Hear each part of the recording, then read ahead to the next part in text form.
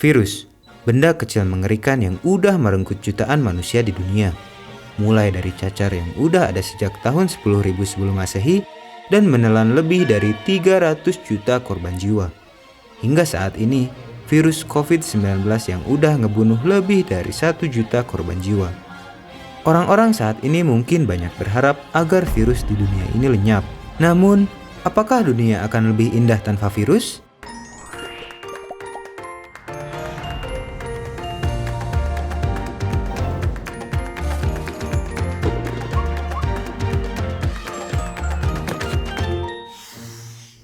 Kebanyakan virus di dunia nggak berbahaya buat manusia dan bahkan punya peranan penting dalam menjaga keseimbangan ekosistem, yaitu dengan mengontrol populasi suatu spesies.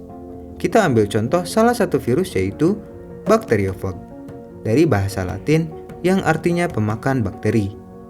Menurut Profesor Tony Goldberg dari University of Wisconsin-Madison, mereka adalah predator utama dalam dunia bakteri. Kita akan dalam masalah besar tanpa mereka. Bacteriophage adalah pengatur utama populasi bakteri di lautan. Dan mungkin di setiap ekosistem di planet ini, jika virus tiba-tiba menghilang, beberapa populasi bakteri akan meledak. Dan bakteri lainnya nggak bisa berkompetisi hingga akhirnya mati. Hal ini bisa jadi masalah besar buat ekosistem laut yang 90%-nya dihuni oleh mikroba. Di mana dari 90% mikroba ini, ada fitoplankton yang memproduksi setengah oksigen yang ada di bumi. Setiap harinya Bacteriophage membunuh 50% semua bakteri di laut. Dengan kemampuannya ini, Bacteriophage bisa menjaga fitoplankton si penghasil oksigen mendapatkan cukup nutrisi buat fotosintesis, yang bisa menjaga kehidupan di bumi. Begitu pula yang terjadi antara virus dengan spesies lain. Menurut Marilyn Rosing dari Penn State University, ini adalah proses alami dalam ekosistem. Proses ini dikenal dengan kill the winner. Jika virus tiba-tiba menghilang, spesies kompetitif akan mendominasi dan merugikan spesies lainnya. Dunia secara drastis akan kehilangan banyak keanekaragaman makhluk hidup. Virus juga bisa digunakan buat terapi pengobatan kanker. Metode ini dinamakan viroterapi onkolotik, yaitu metode pengobatan kanker dengan menggunakan virus alami maupun yang udah dimodifikasi secara genetik. Dengan metode ini, secara selektif virus bisa berkembang biak di dalam sel-sel kanker, sekaligus membunuhnya tanpa merusak sel normal di sekitarnya. Penggunaan viroterapi udah terbukti di Cina. Melalui uji klinis, penggunaan viroterapi dan kemoterapi terbukti lebih efektif dibandingkan penggunaan kemoterapi saja.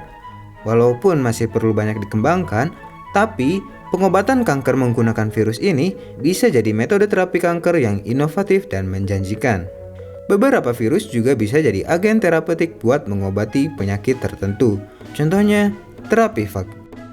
Penelitian ini udah banyak dilakukan di Uni Soviet sejak tahun 1920-an. Terapi ini menggunakan virus buat menyerang bakteri penyebab infeksi.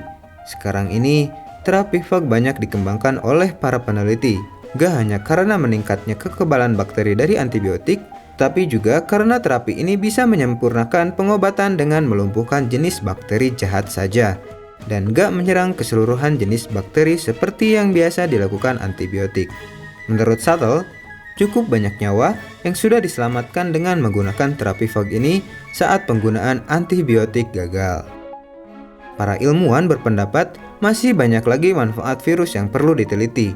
Di balik sebagian virus yang bisa menyebabkan penyakit pada manusia, lebih besar lagi virus sangat bermanfaat dalam menjaga planet dan ekosistem. Tony Goldberg mengatakan, jika semua virus tiba-tiba menghilang, dunia akan menjadi tempat yang indah selama sekitar 1,5 hari. Dan kemudian kita semua akan mati. Terima kasih sudah menonton video di Rumah Belajar Digital. Kalau penasaran sesuatu, komen di bawah aja ya.